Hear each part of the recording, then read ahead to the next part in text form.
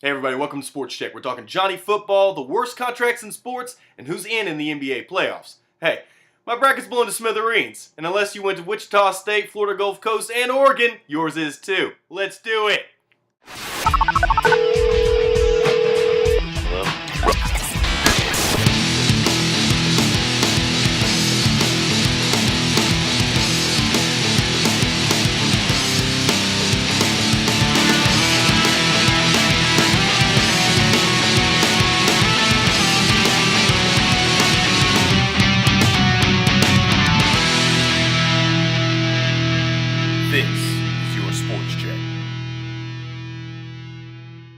Sorry for my prolonged absence, everyone. I've been in mourning. I hate March Madness. But you pull me in every year with your empty promises like, it'll be different this year. No Cinderellas will make it to the Final Four, we promise. Surely Georgetown won't lose in the first round. Again. I'm a sucker. Always have been. Gullible's a homeschooler on his first trip to the pumpkin patch. No, go ahead, pet the billy goats. Such peaceful creatures. Anywho, my bet is that there are some pro teams out there that might feel like me. And 'tis the season for supersized contracts, so let's see how a few of those are working out. Gilbert Arenas. What you doing nowadays, Gilbert? Playing in China. Still getting paid by the Wizards, though. After being a top 10 scorer for 3 consecutive seasons, the Washington Wizards rewarded Arenas with a 6-year, $111 million contract. Then he proceeded to play less than a full season of that contract. Now, I won't rehash Gilbert's locker room gun incident, or his suspension, or his subsequent loss of confidence, or his knees, but the Wiz soon unloaded him in Orlando, where his time was even more forgettable. And now he's in China, where he's the best thing since Stephon Marbury.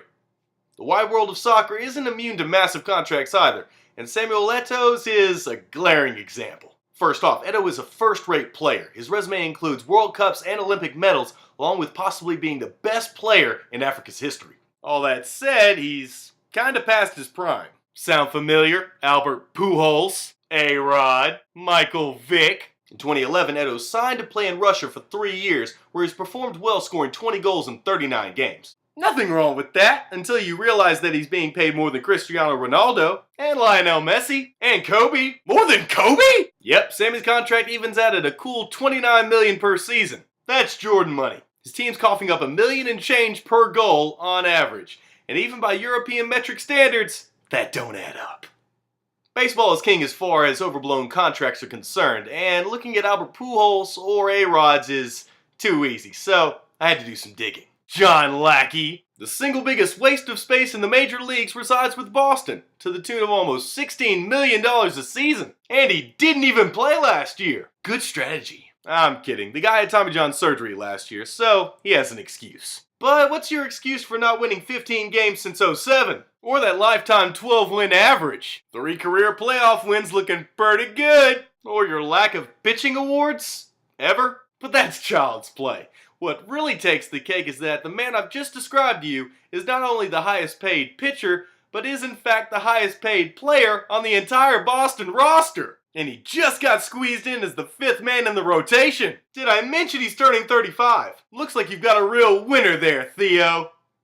Another guy who seems destined for a big-time contract is Heisman Trophy winner Johnny Manziel. Johnny's newfound fame proved to be too much for him to continue his studies on campus. The constant attention was affecting his concentration. Oh, cry me a river! So he opted for online classes, but sitting at home wasn't kind to Mr. Football. A week ago, during a spring scrimmage, Johnny was struggling and capped his off day with his 3rd interception of the game. A little rust is expected when you attend class in your PJs. But the dramatics didn't stop there. One of the team's graduate assistants started gloating as Manziel ran off the field. Pretty normal, right? Until Johnny shoved him. Why so sensitive, Jonathan? Ego much? Seth, this is football. You're overreacting. So that's why they had to separate them then.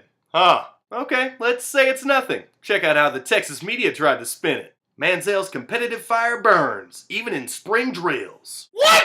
So we're gonna glorify this? Typical. GA's get no respect at all. No one knows if Manziel was punished for his actions, but I'm gonna go ahead and assume no. His only capable backup transferred weeks ago, and Aggies coaches know that 2013 might be their only shot at a Crystal Trophy since Manziel's popularity could push him into the 2014 draft. So what are you gonna do about it, coach? Nothing. If the good people of Texas want to label this as competitive fire, be my guest, but if you get burned, that's on you.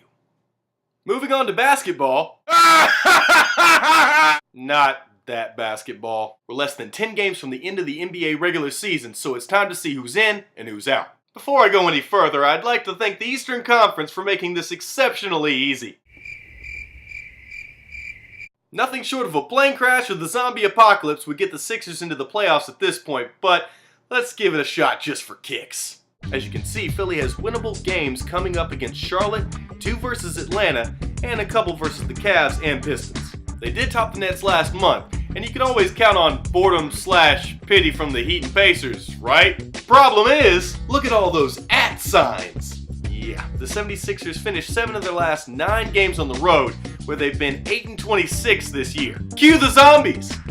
The Western Conference, on the other hand, did me no favors this year, and 4 teams are within 4 games of each other for the home stretch. The Lakers, Jazz, Rockets, and Mavericks have all spent time in and out of the top 8, but it's the new guys that are playing like veterans. Before the season, I said it would take Houston 2 years to reach the playoffs, but they've exceeded everyone's expectations, including mine. A collapse is possible for Houston, but I just don't see it if James Harden can return soon from his foot injury. Houston has 5 guaranteed wins in their last 8 games with Harden in tow, and honestly, it's far more likely that they overtake Golden State for the 6th spot in the West. The Utah Jazz find themselves in a unique position as they cling to the last spot in the West. With 8 games left and half of them against sub-500 squads, the spot is Utah's for the taking, and they hold the tiebreakers with Dallas and LA. My problem is, as well balanced as the Jazz are, they lack that signature playmaker that can put the team on his back and carry them into the playoffs. That's the difference between them and the Lakers, and the reason why I can't see them making the cut. The Lakers and Mavericks may be nearing the end of their dominant runs, but they're not done yet. Dallas has won 10 of its last 14 to give themselves a shot, while the aging Lakers continue to struggle with injuries. I own paper bags sturdier than the Lakers. The good news is that they play 6 of their last 8 games at home, including their final game against Dallas on April 2nd. This is the game I think that determines both teams' fates. They're fragile, and a win here can spark them past the Jazz for the last spot. A loss here would demoralize the Lakers, and I can't see them staying ahead of Dallas, who would officially be on fire. Likewise, a loss for Dallas would drop them back 2.5 games of LA and Utah, a margin that they can't make up. I'm sticking with my original prediction that the Lakers sneak into the playoffs, but if they don't, I can still make fun of them next week. Alright everybody, thanks for watching the show, and don't forget to subscribe and leave me a comment below the video on Facebook or YouTube. So, until next time, I'm Seth Hagen, and this has been your Sports Check. Later. Man, knew I should have watched more Sports Check.